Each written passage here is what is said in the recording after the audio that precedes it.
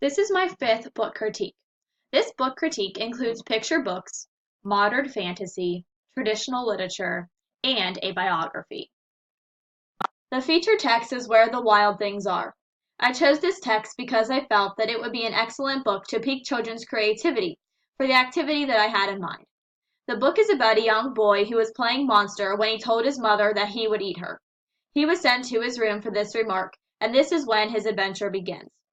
He travels to where the rest of the wild things are, and he becomes their king. Later on, he realizes he does not want to be their king anymore. He sails back to his room where he finds his dinner waiting for him.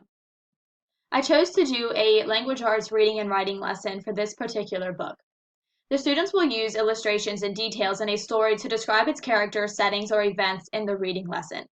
The students will read the story, and the teacher and students will discuss the illustrations and the text. The students will be told to discuss with their small groups and describe how the illustrations were useful. Then the students will answer the question that was posted on the Google Classroom. I have created an example of an answer posted on my Google Classroom for my students to model. The Google community is open to all the classrooms that are reading the same story, so that the students can respond to different peers from other schools. The students will also share their responses with their older reading buddies to see what their buddies think about the illustrations as well. Here's the Google Classroom that I created. The question I posted was, how would you say the illustrations helped you to understand what the wild things are? The directions are, write and post your response to the question. Make sure to describe using specific details. I created an answer as well as a model for my students.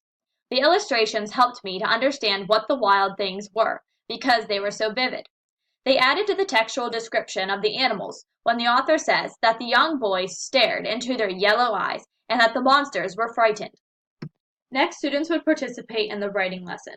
Students will create their own narrative to develop imagined experiences using effective techniques, descriptive details, and clear event sequences. After reading the story and discussing the details and illustrations, the students will participate in the writing lesson where they will write a narrative on Storybird that uses the same textual characteristics as Where the Wild Things Are. These narratives will be shared in the classroom newsletter that is sent home to all the families. Next is Sylvester and the Magic Pebble. It is about a donkey that collects different kinds of pebbles. One day he found a magical pebble.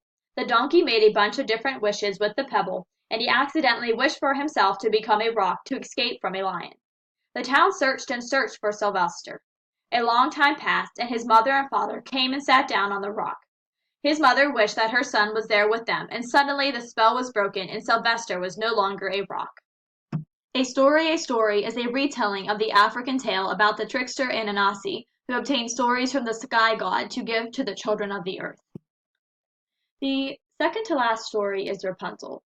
It is the fairy tale about a young girl who was locked in a tower by a wicked woman. She was locked in the tower for many years before a handsome prince came to save her.